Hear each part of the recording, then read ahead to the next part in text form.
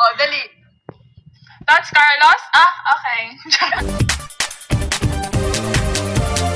Sa Domingo, tuluyan na nga pong nilisan ng kuponan ng Creamline Cool Smashers. Wala nga bang utang na loob sa CCS?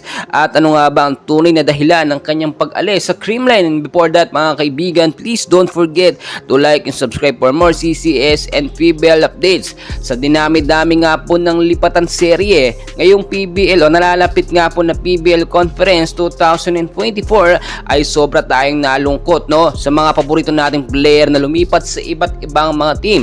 Kasama na nga po dyan ang kuponan ng Creamline Cool Smashers. Isa po ang kumpirmado, no, na umalis na sa kuponan ng CCS, at ito nga po, no, ay ang magaling na player ng CCS at tatak ng CCS na si Sed Domingo. Well guys, nakakalungkot man, pero alam nyo yung nangyari dito. Dahil nga po itong si Sed Domingo ay nasa Thailand ngayon bilang import ng Thailand, no, ay inaasahan natin ay babalik siya sa kuponan ng CCS. Pero nga po, alam naman natin na isa sa factor or number one factor ng paglipat nga po ng mga player sa iba't yung malalaking pera po na ino-offer sa kanila, hindi po nila yung sinasayang. Opportunity na yon para sa kanila.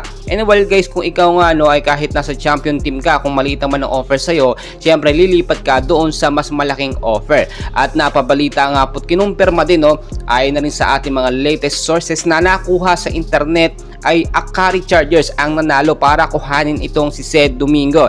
And as of now, pina-finalize na lang din po ang kontrata o pagtatapos ng kontrata ni Sed Domingo sa Thailand para nga po makabalik na siya at makapaglaro dito sa panibago niyang team na Akari Chargers. Alam naman natin guys, no, na itong Akari Chargers, sistema ito ni De Brito at hindi nagpi-fit doon si Sed Domingo. Ang tanong, bakit nga ba? Yun lang ba ang pinaka-main reason? Pera lang ba ang pag-alis ni Sed Domingo sa Creamline Cool Smashers? Then recently, alam naman natin, may issue talaga, no, personal. Ito nga po si Sed Domingo, Kyle Negrito at Tots Carlos. At talagang minasama na yung Sed Domingo yun, no? Nag-post pa siya sa IG at iba't ibang mga issue pa ang nangyari. Alam naman natin, napakahirap maglaro kapag meron kang problema sa mga teammate mo, sa mga player na kasama mo sa team. Especially kung kayo ay magkakaroon ng tandem, hindi mabubuo kapag may issue. Alam natin na iyon yung number one, isang issue nga po ni Sed Domingo sa kanyang tuluyang pag-alay sa CCS. Ganun ba man, sinasabi ng mga fans na wala nga daw utang na loob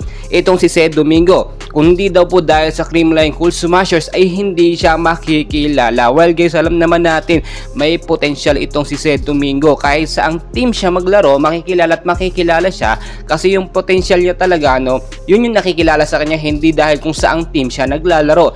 Do alam naman natin, champion team itong Creamline Cool Smashers. Pero ngayon po kasi napaka-solid na ng lineup ng CCS. Tinanggap natin noon pa man, nung umalis na si Sed Domingo bilang import nga po ng Thailand, tinatak na, oh, nasa isip na ng mga fans na hindi na ito babalik sa kuponan ng Creamline Cool Smashers. Magkagain man mga kaibigan, no?